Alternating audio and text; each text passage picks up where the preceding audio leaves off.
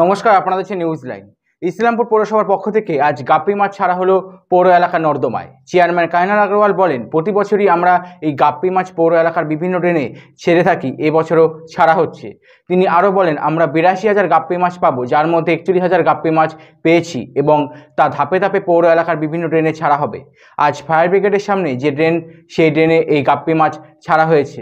তিনি বলেন, Islampur ডেঙ্গুতে safe zone রয়েছে। থেকে টাকা নিয়েছে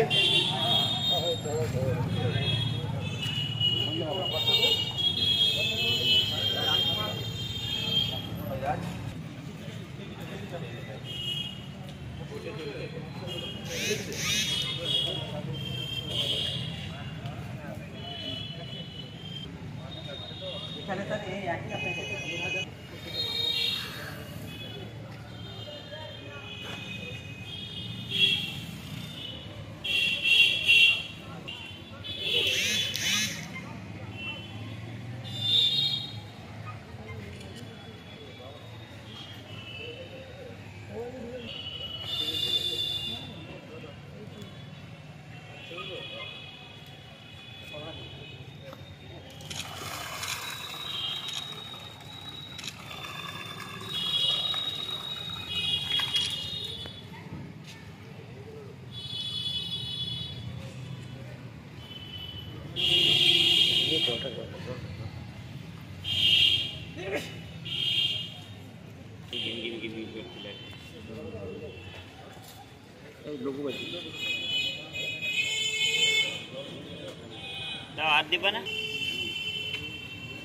এবং কি করবেন? প্রত্যেক বছরই আমরা এই মশার লার্ভা মারার জন্য, সে ম্যালেরিয়া হোক, ফাইলেরিয়া হোক বা চিকেনগুনিয়া হোক, যেই মশা বাহিত রোগ হয়, ডেঙ্গুটা তো একটু ভালো জলে হয়।